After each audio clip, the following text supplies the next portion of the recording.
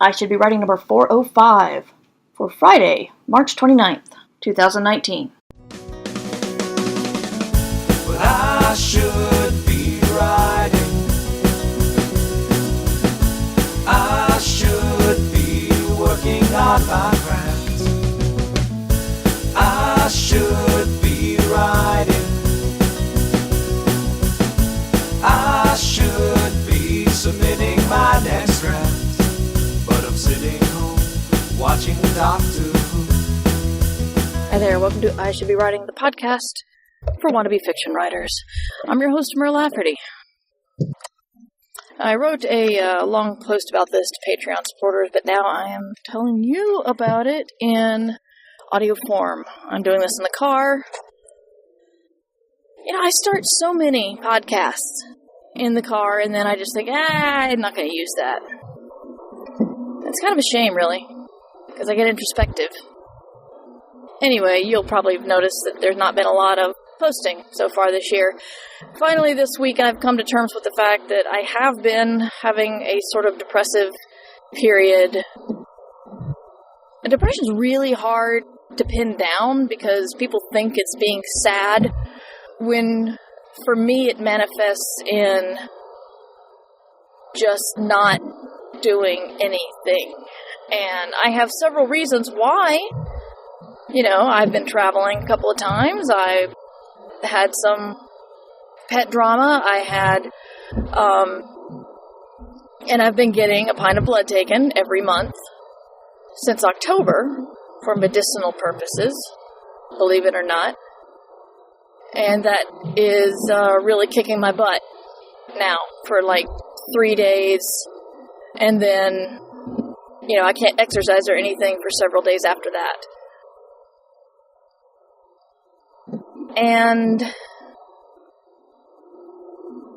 But really, on days where I have no excuses, I look at my to-do list and think, none of that's important.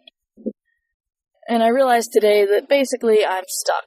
Not stuck like on a plot point. I feel like I'm stuck in the mud, and I'm not doing anything. So, once I realized that, thought about it, and today I've been productive, which is refreshing.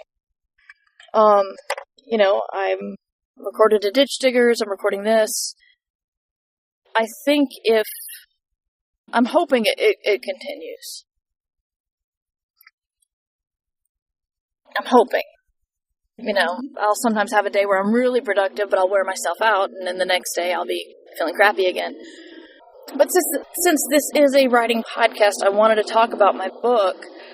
I believe I mentioned in the last episode how I was having some trouble with characterization. I'm still having trouble, and I think that's slowing me down when really the way to deal with it is to power through. I often find answers to plot problems by writing. And if I'm writing, then I can probably flesh these characters out, and then I can fix the early, dialogue and actions on edits. So realizing that, sort of freeing. It's sort of freeing. I've been doing a lot more thinking than writing lately, and sometimes that can be justified, and sometimes it's just avoiding work. And it's really hard to tell the difference. But since I promised you guys a look at novel creation, this novel is due July 1st. And that's still far enough away to where if I wrote every day, I would not have to write even 1,000 words at the word count I'm at now. You know, time still moves, and every day I don't do a bit of writing, that's another day I move toward the deadline.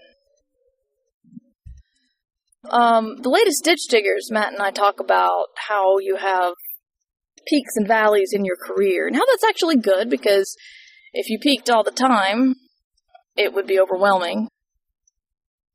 But both he and I had very productive and successful and exciting years last year. Last year was the best of my creative life, my professional life.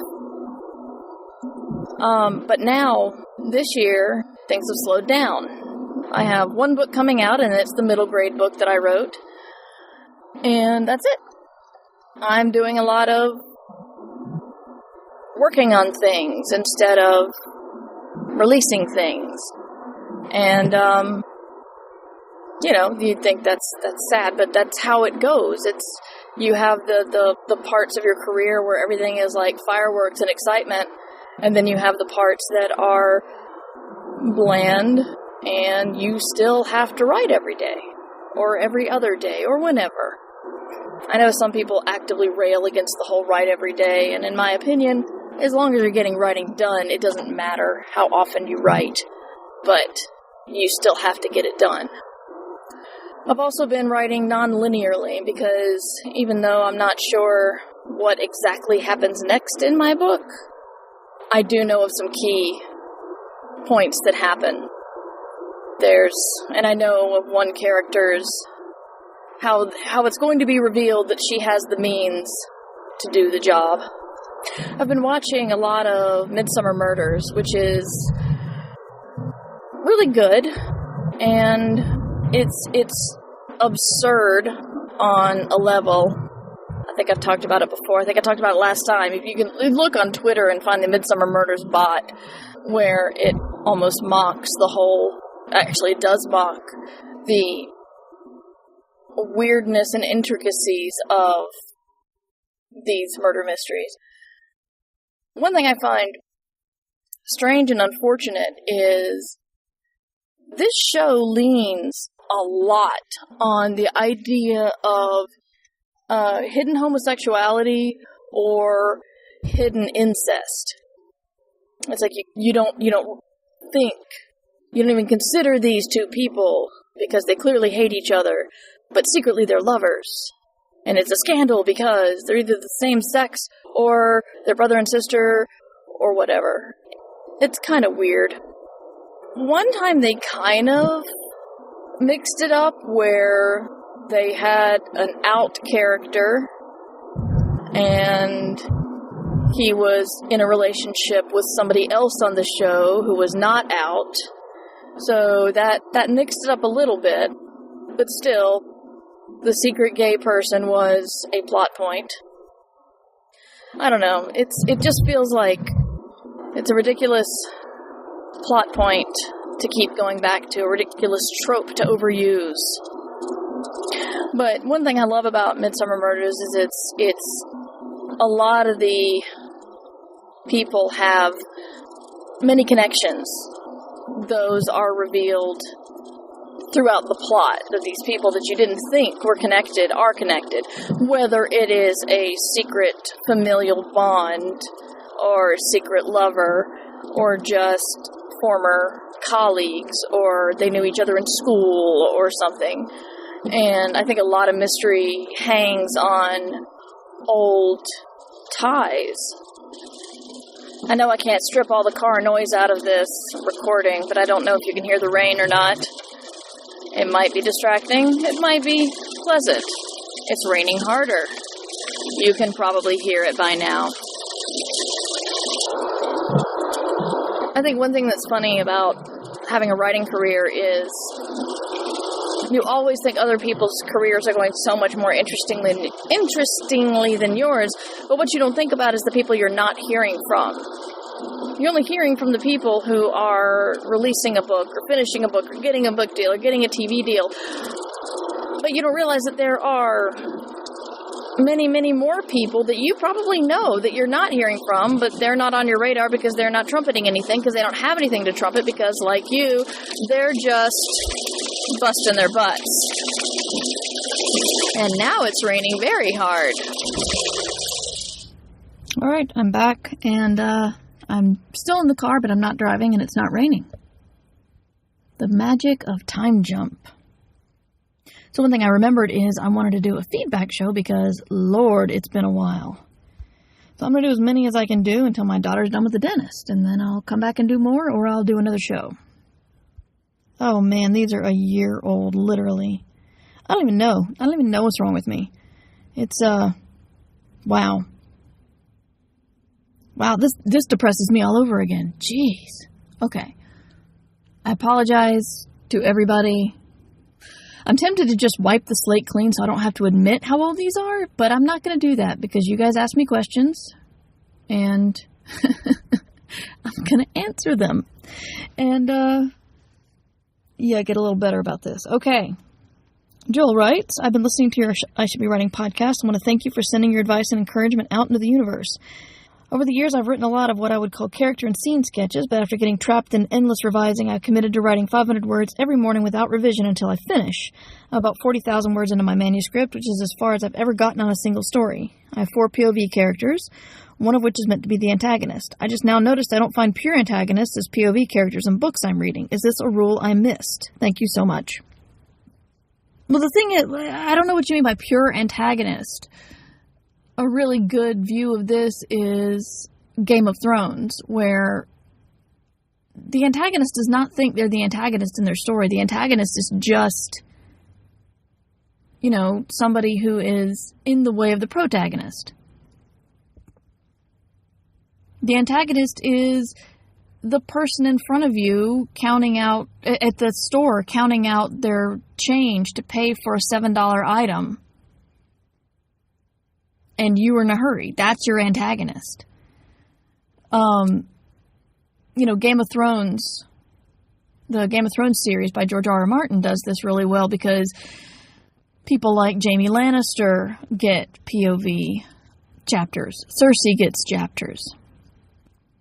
And even though they're still reprehensible people, you get a sense of the world from their point of view, and you can at least understand a little bit of why they are who they are.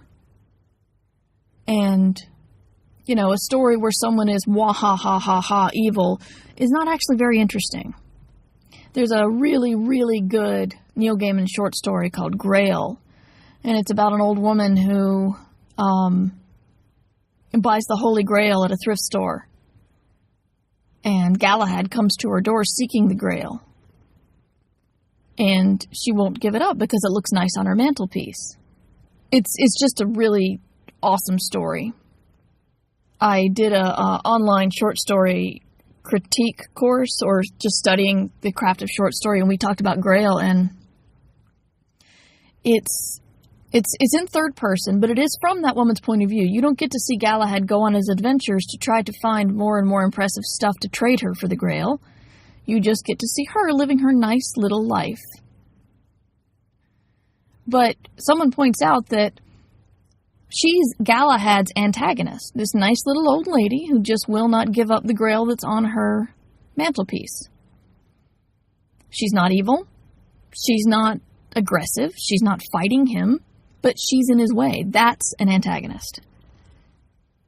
So I highly recommend that. I don't know where you can find it, but there are many, many Neil Gaiman short story collections around.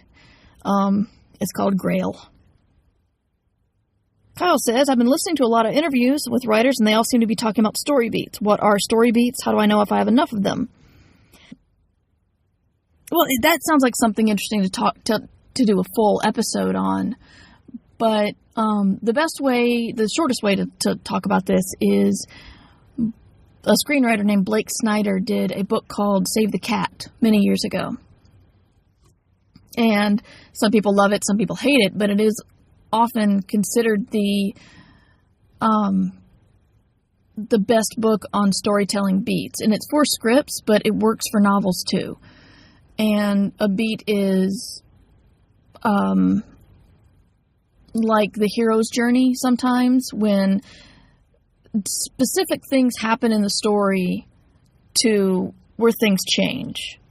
So you have the beat of introduce your hero. In romance, you've got the beat of introduce the love interest.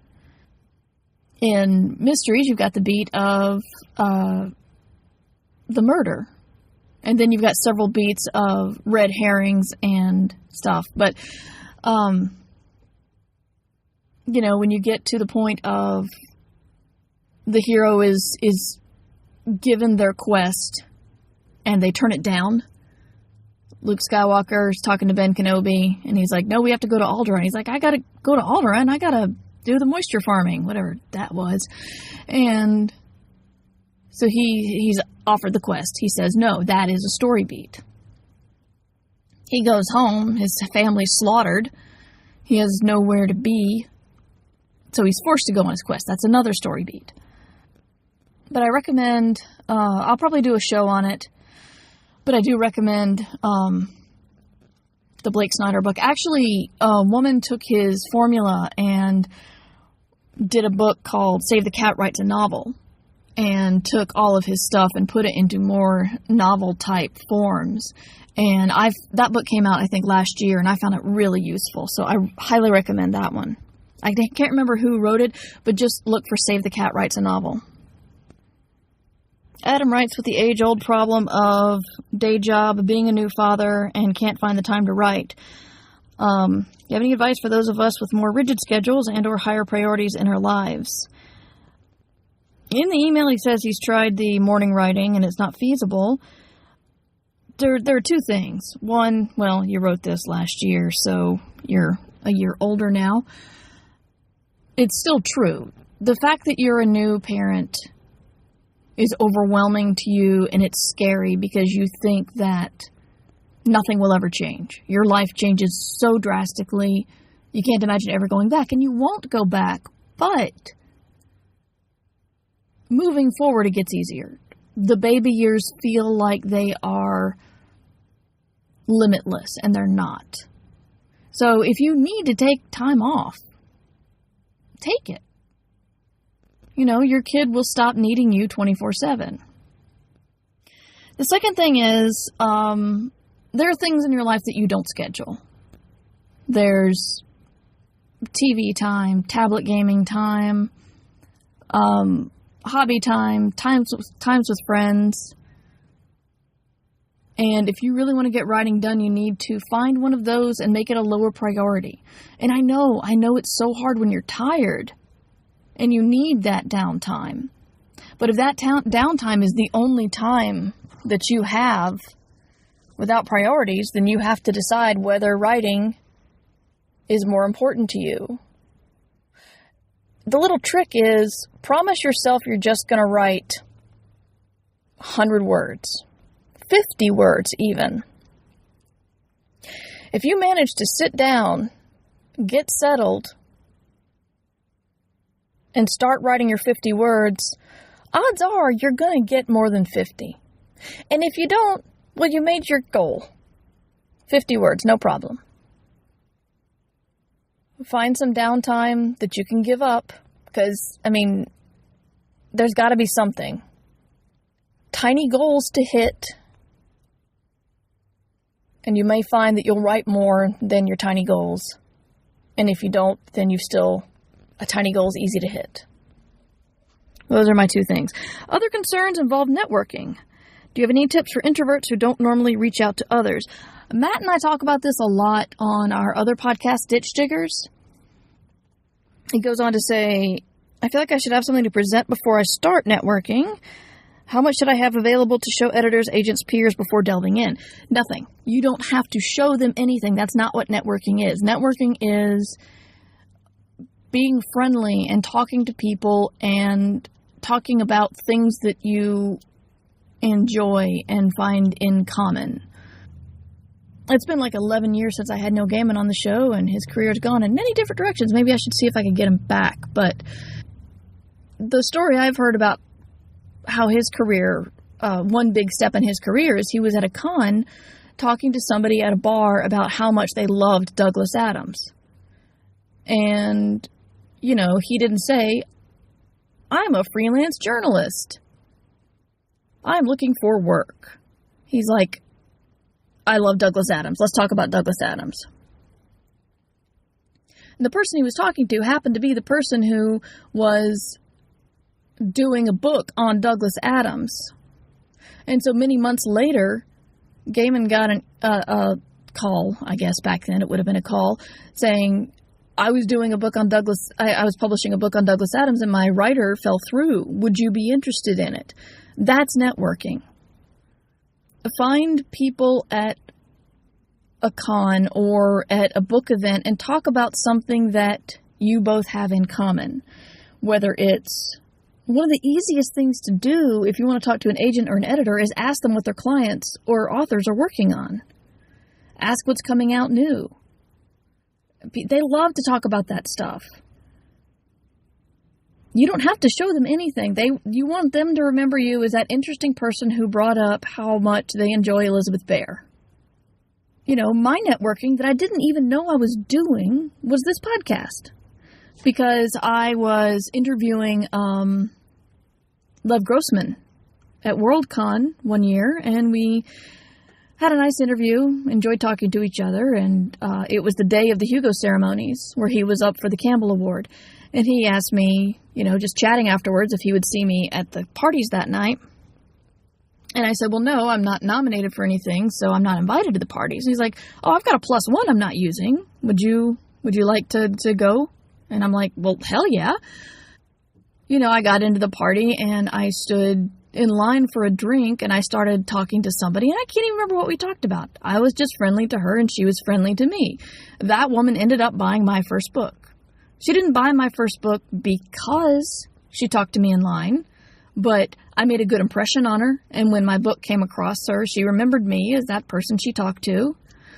That's how networking works. It's not you handing over your manuscript. If you have something ready and the author or agent or the editor or agent asks you about it, like, what are you working on? Have your elevator pitch ready. An elevator pitch is just in brief, writing about a boy who finds out that he's a wizard and there's a magical war brewing and he's the key to it.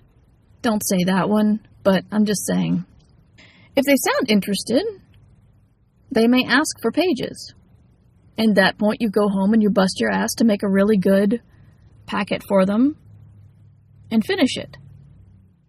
Or finish the first 3 chapters, whatever. It's good to be working on something, but you don't have to have anything to show them right then. Networking is just being friendly and outgoing, and I know that's really hard for introverts. But believe it or not, there are a lot of people at cons who are introverts who understand the whole introvert thing and can help. Rachel writes, one of your earlier podcasts, you mentioned you stopped writing for about 10 years. Can I ask why? Can I ask how you managed to get back into the field after taking so much time off? What obstacles did you have to overcome? I stopped because I was graduating from high school, or I was graduating from college, and I wasn't taking classes anymore. There was somebody in my last creative writing class who was much better than I was. I decided that I would never get any better. I would never become a better writer because I was done with school. And in my mind, this guy had already beaten me. This guy was not a bad guy. He was very friendly. I liked him a lot. But for some reason, it was like in my mind, there was only one spot for a new writer in 1995, and that spot was taken by Dan Coyce. Incidentally, Dan writes for Slate now. And then, of course, and this wasn't like a conscious thing. It was just I slowed down. I lost confidence. I was working full time. I was looking for a corporate job. I was falling in love. And writing just became this thing that I wanted to do someday. And I would think up story ideas and not do anything about it. What changed was I wanted to get a job in my company. I was working for a computer game company, and I wanted to get a job, move into game design. I failed because they literally said they didn't want to take anybody from marketing and put them in game design, which is just baffling because my marketing experience wasn't really the point. But anyway, sorry, old memory, bitter. But the guy that they ended up hiring for that position turned out to be a very good friend of mine, or rather, he became a very good friend of mine, and I told him that I'd always wanted to be a writer, and he's like, well, why aren't you? And I'm like, I don't know, I don't think I'm ready. He's like, well, you won't be ready until you start writing, and he kind of guided me into writing more often, and then he helped me get my first job at writing for White Wolf. So I was writing for RPGs, and that just started my career off. So it was deciding that I was not good enough, having somebody go, well, you'll never be good enough unless you keep working at it. So that's why I took 10 years off. Rachel also mentions she's trying to get into the dealing with full-time work and being an adult and starting creative pursuits. And let me just tell you something. I cannot read music. I cannot keep a rhythm. My family is very musical, and so that's daunting. And I just started music lessons yesterday because I wanted to. Sorry, got a phone call and it was spam. Shouldn't have taken it. Anyway, the point is, and I agree, it's terrifying. Because as adults, we've had our lives to hone whatever we're working on, and therefore, starting something new is for kids, because when kids mess up at something, well, they're kids, it's okay. But when an adult messes up at something, it's like, what the hell's wrong with you? Well, what's wrong with me is I'm starting something new. I think it's mostly a Western thing, but we also don't look kindly on mistakes. Mistakes are how you learn, and yet we penalize mistakes. Just remember that mistakes are how we learn. I will remember that as I practice my music, and you can remember that as you practice your writing. I have a Swedish listener. Pardon me if I get the accents wrong on your name, but Malin writes, essentially how to edit when you have ADD. I've been trying to edit a book for a year now, and I just can't seem to make myself do it. Do you experience this, and if so, how do you tackle it? I am a new struggler with ADD, and I'm still not sure. But the thing is that the first step is the absolute hardest. The opening up the file and looking at it. The editing's actually not that hard. But it's knowing that you're going in there to edit something that's just daunting. So, again, like I said earlier, if you make your goal, I'm just going to edit one page. The biggest step is opening the dang file and reading anybody's notes on the book, if you've given anybody the book. And then you edit one page, and hopefully you'll find that the editing was not nearly as difficult as opening up the file was. I find when I give myself little victories to hit, for some reason I find things are easier. Sometimes I trick my mind and just say, I'm going to take today off, and then I relax, and I don't have any pressure, and then I can write, which is just ridiculous, but I'm just telling you my own mind hacks. There are a lot of comments in here about podcasts, and I'm just going to skip over those because I have so many to go through, so sorry about that. But rest assured that I have read it if you sent me something. Isabella finds herself stuck on revising. I've said it takes less time to revise than write, because the words are already there. But it takes me so much longer to get through a chapter I've already written because I find I'm so unsatisfied with what I've written down. How do you combat this? I feel as though I've gone over my book so many times I'm sick of it, and I don't know if I'm driving myself crazy revising paragraphs that shouldn't be revised further. If that's the case, put the book down. Put it down and do something else. If you've revised it 6 times, then I think you either need to have it, it's either done and you need to send it out, or you need to start something new. But yes, you can revise it into oblivion.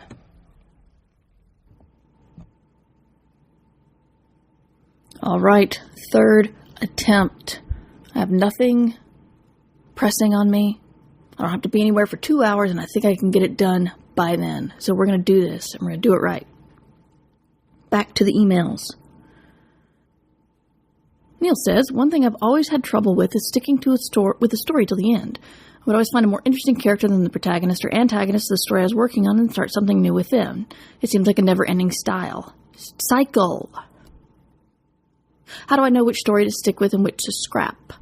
Stick with your original story.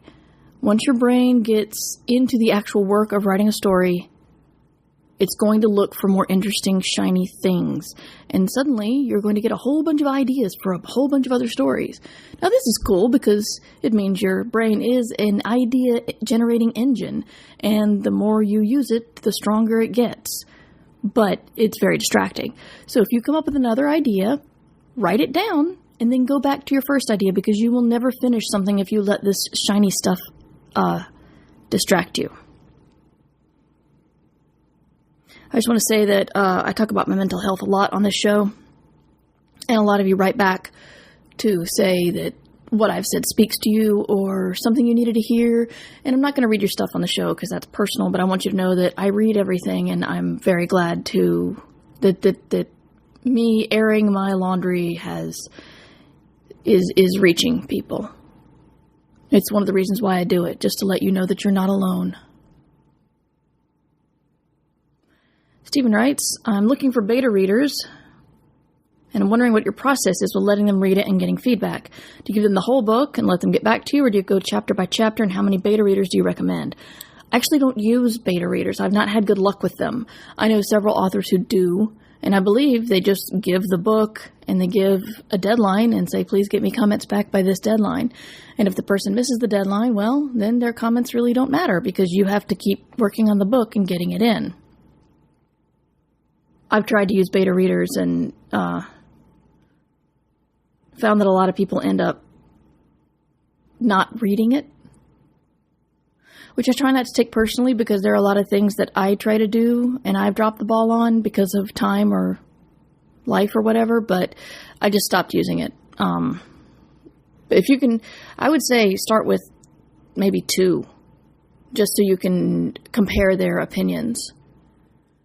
If you have 2 people you trust who are good readers, voracious readers, and are willing and interested, then ask them to read your book. Tell them specifically what you want comments on. Don't lead them. Don't be like, is the main character believable or not? But you want to say, I want notes on characterization. I want notes on conflict. I want notes on continuity. Hopefully they'll get back to you and honor that.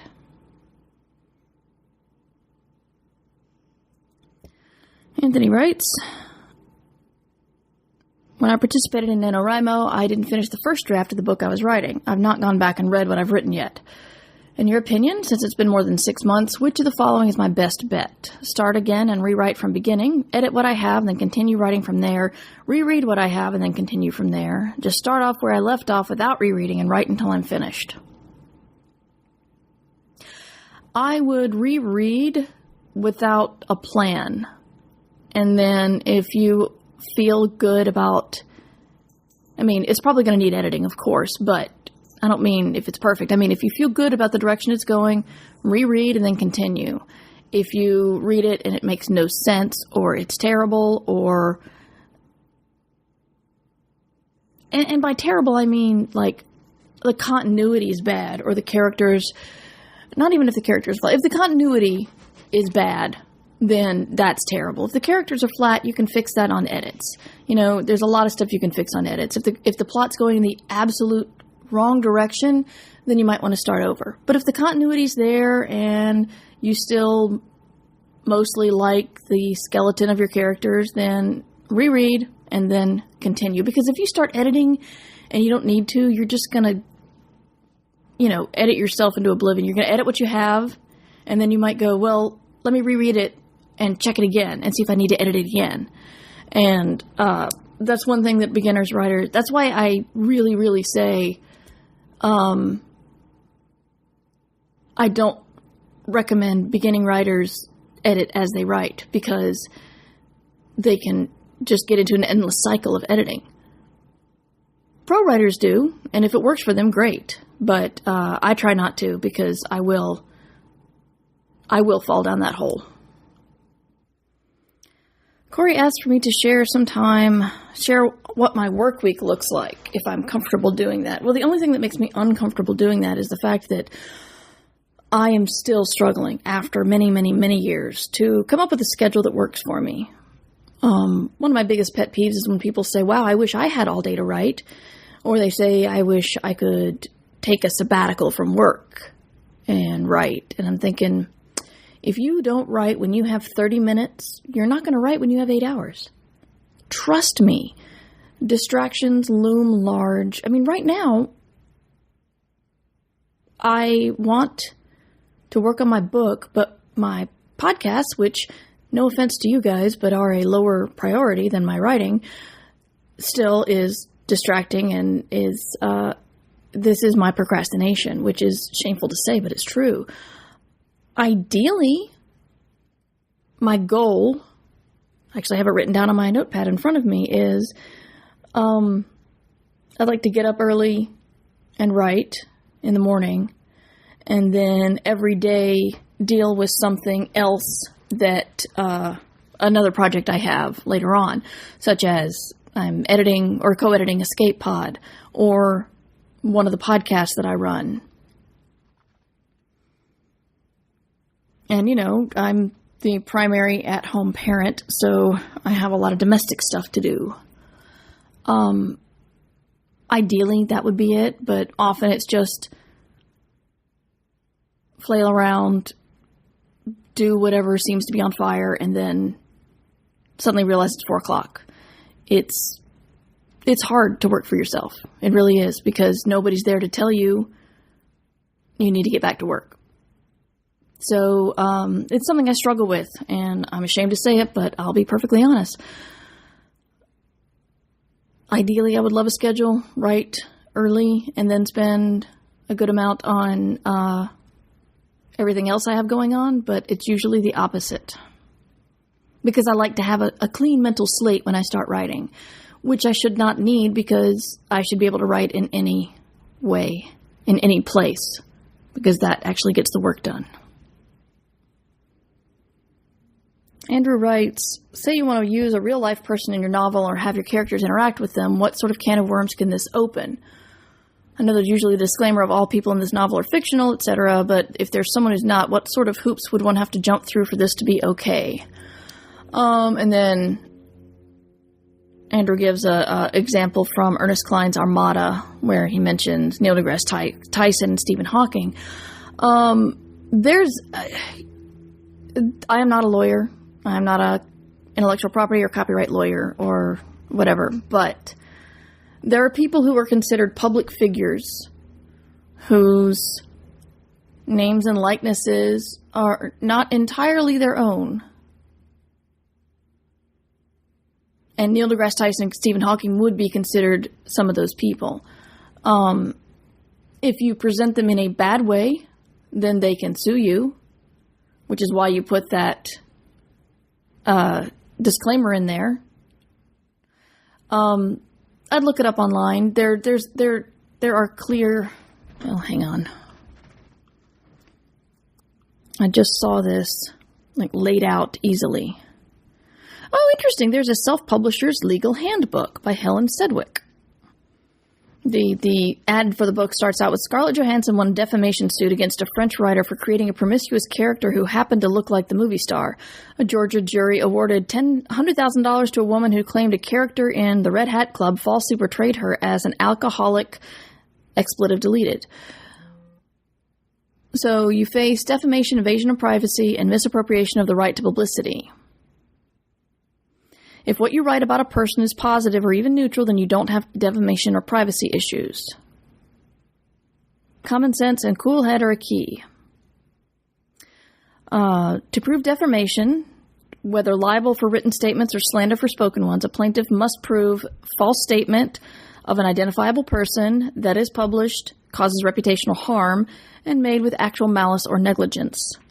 Invasion of privacy claims, that is where the target must have a reasonable expectation of privacy, where public figures do not.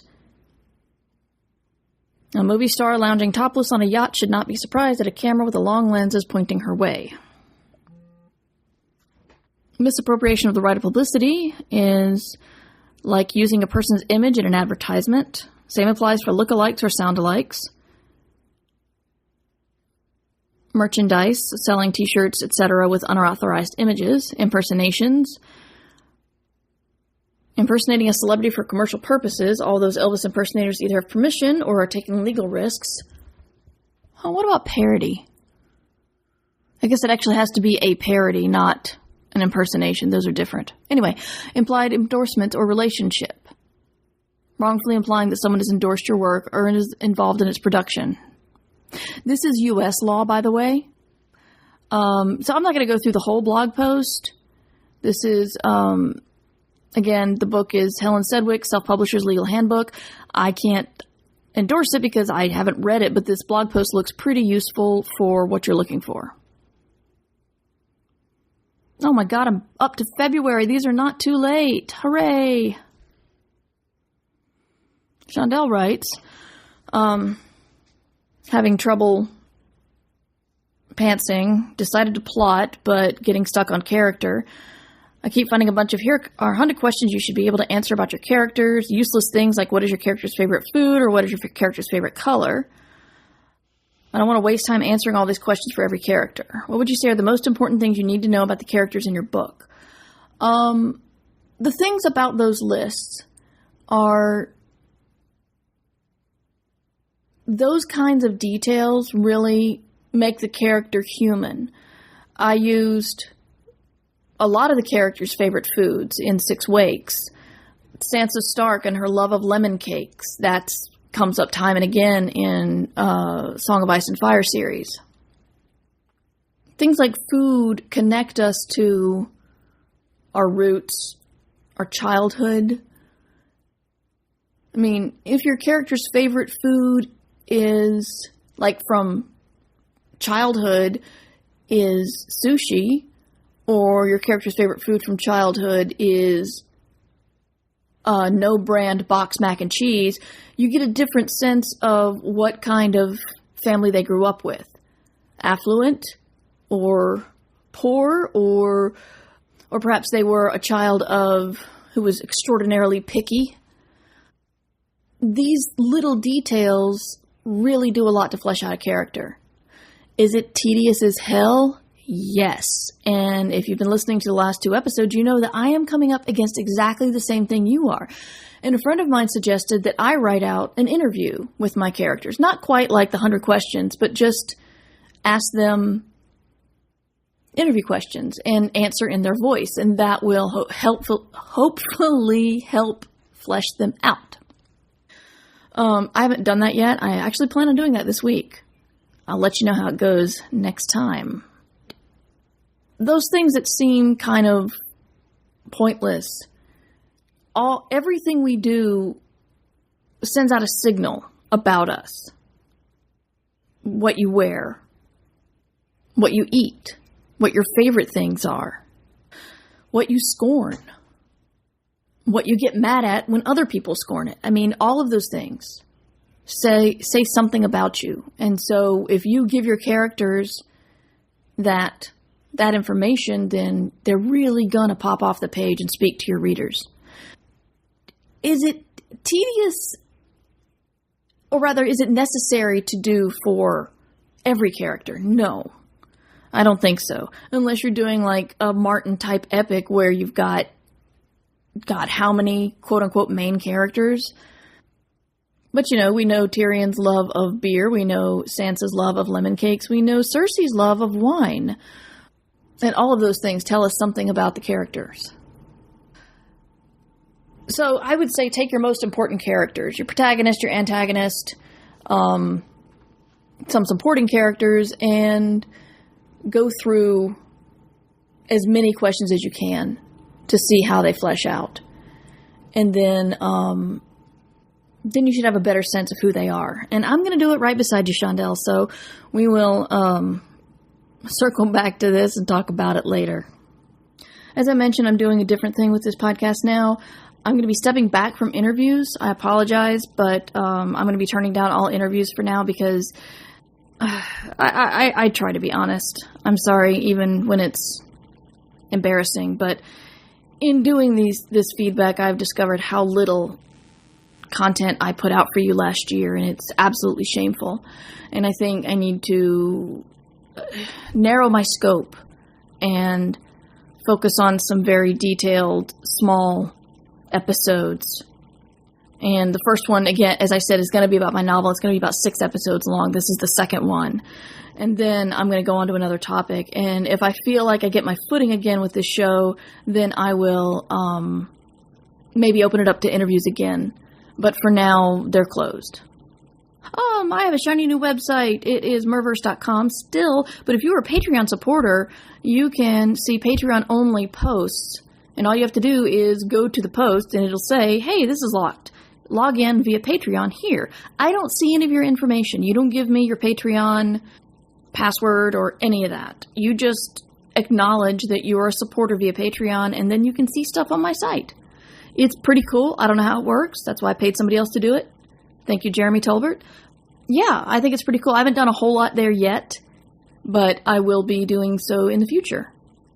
If you want to support the Patreon, it is patreon.com/MightyMer. And at merverse.com, you can see my other books that are available. Besides the book that is the companion to this show, I should be writing, there's my fiction, 6 Wakes, and Solo, a Star Wars story. And as I mentioned, I co-edit Escape Pod. I have another podcast called Ditch Diggers with Matt Wallace. And I think that's all I do. I do a lot of stuff. It's hard to keep up with everything. But I hope you're having a good time. I hope you're writing a lot. And I hope this podcast helps you. And I promise it will not be a very long time until we talk again. Until then, you should be writing. Remember, you can support the show at patreon.com/MightyMer. I should be writing theme music provided by John Anelio. You can find more about him at johnanelio.com. This podcast is distributed under a Creative Commons Attribution Share-alike license. The fact that Doctor Who is on TV.